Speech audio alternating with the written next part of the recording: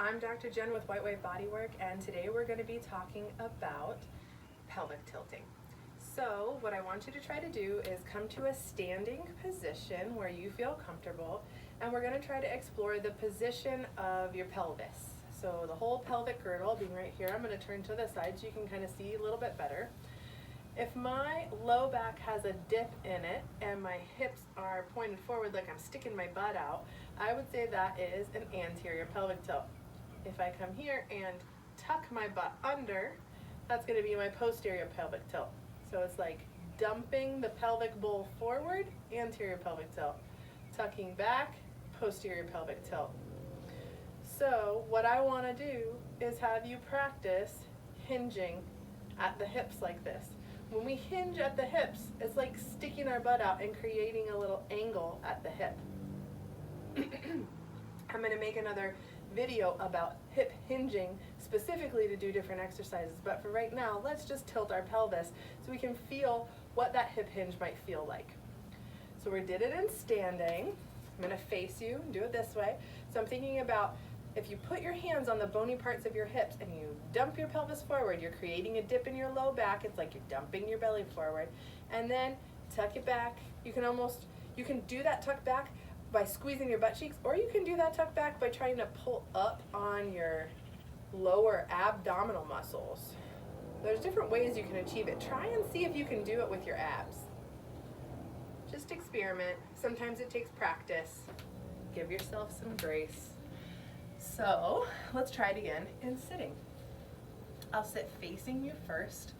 If you can't sit with your knees at or lower than your hips, and you're trying to do this like I am, what I want you to try to do is sit up on something. That could be a block, it could be a folded up blanket, a bolster, whatever you feel like you need. I want your knees to be at the same height as your hips when you're sitting here.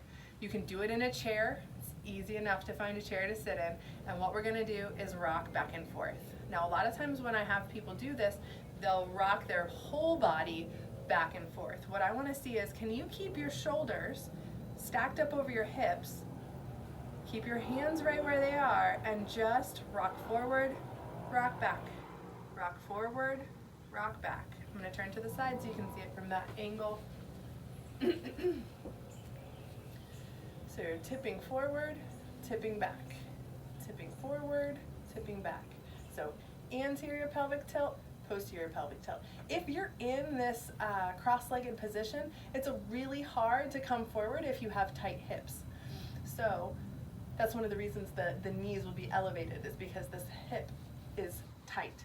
So what we're trying to do may be too difficult to do in this cross-legged position. You could even try it sitting back on your heels if that's something that's accessible to you. So when I'm sitting back on my heels, my shoulders stay stacked up over my pelvis. I'm going forward and back, forward and back. It's like I'm trying to create that curve at my lower back. Think about this little spot right here, coming back, coming forward, coming back, coming forward. So that is pelvic tilting, and it's one of the foundational components of a lot of the things we'll do in other exercises. So practice your pelvic tilting and keep watching these videos because they compound on each other. Thanks for watching.